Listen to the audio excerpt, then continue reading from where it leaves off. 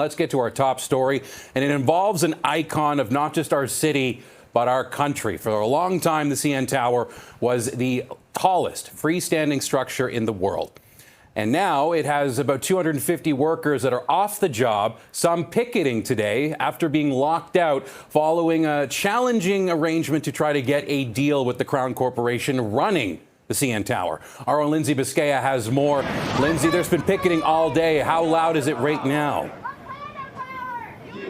It's a little quieter than it was earlier, Andrew. That's because some WSIB members, when I say some, I mean 1,200, were here earlier on the picket lines with Unifor workers in support of them. Those WSIB workers have left, but as you can see, the Unifor workers still here making quite a bit of noise. And for more, I want to bring in Shan Ramanatha now, the local union president, who's doing his job on the picket lines, as well as speaking to me at the same time. So thanks for taking a couple of minutes. You're welcome. Thank you. Tell me what's been going on here today and how you're feeling.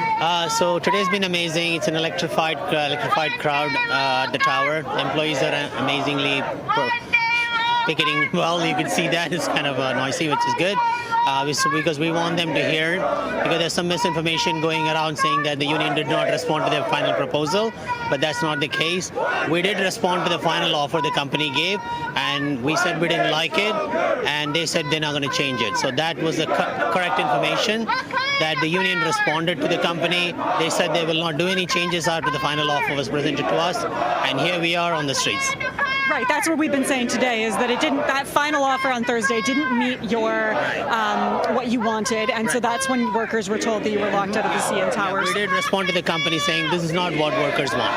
We want more fair wages. We want better pension plan. The pension plan has been not increased for at least 15 years now, and out of all the crown corporations like VRL and Canada Post, who are not making profit, who are running on a loss, have better pension plan than ours.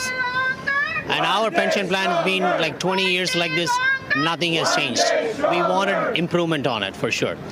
Pension, one of the main sticking points, that's what I've heard. You work at the restaurant up at the CN Tower. So can you tell me a little bit about your experience working there and some of the things, some of your experiences working there and some of the things you'd like to see? We love working here. I love working here. I've been here 13 years.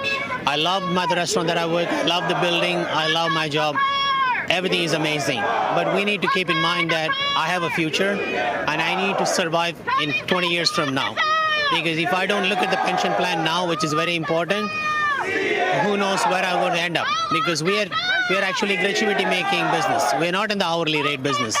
So we are inconsistent on the earnings as well, because we have a seasonal business.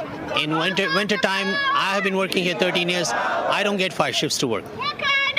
So pension, it sounds like it's one of the most important things to you. Health and safety is important for some of the workers. Right, what do you know about that? So, not in the restaurant that I work, but there is another restaurant where they have really heavy furnitures, and the employees are asked to move the furniture from all different locations.